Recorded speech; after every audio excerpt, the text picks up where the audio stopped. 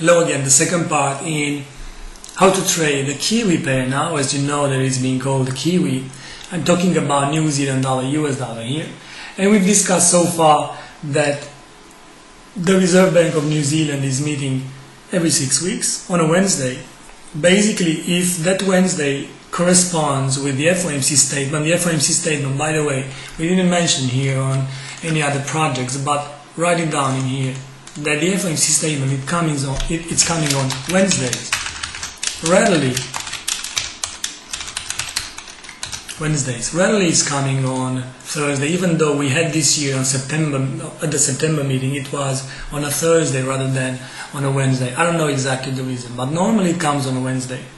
So it so happens that on a specific Wednesday, you may have the FOMC statement, and then 2 hours later or 1 hour later you will have the Reserve Bank of New Zealand statement. So if one is bullish and the other one is even more bullisher, then the New Zealand dollar US dollar it will travel all over the place. Whenever you have this kind of a situation, the thing is to take a bigger expiration date than normal. I don't know, end of week or even end of month if you are on the second half of the month, and even if you are on the first one, it also can do the trick. Now,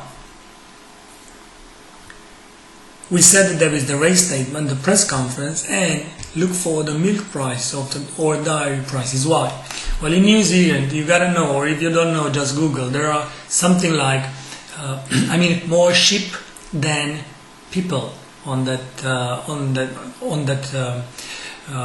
those islands. So whatever happens with the milk prices, with the dairy prices, wool and so on a worldwide basis, there is a GTI index to be looked at on the economic calendar in here. Take a look here. This is New Zealand with official cash rate is being called. Then you have the statement, and then and then the press conference 5 minutes later to follow.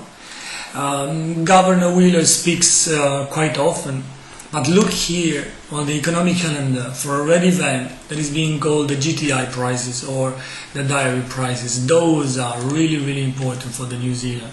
If the GTI prices is increasing something like 5% or 10%, then the New Zealand dollar is going to move to the upside and is going to appreciate against the other currency. Or if the index is dropping like a rock, then the New Zealand dollar is going to fall like a rock as well, and the currency pairs as well. What other data is important out of New Zealand? Of course, CPI. On any economy, you are talking about inflation. Higher inflation brings higher rates brings higher currency. Lower inflation brings lower rates brings a lower currency. As simple as that. And then, of course, the jobs data. How many jobs are being created on a monthly basis or on a 6 weeks basis? The jobs data. The PMIs this time in New Zealand are also important, showing the same thing like on any economy. Either the sector is expanding or contracting, and it offers a clue regarding what the central bank is going to do next time they meet. Then, of course, everything in here, GDP, like it is in the United States, housing data, or the building permits, or homestays. This would be enough for adjusting the expectations of an economy. If you want, just make an Excel sheet and just put in these values and see what they mean for that economy.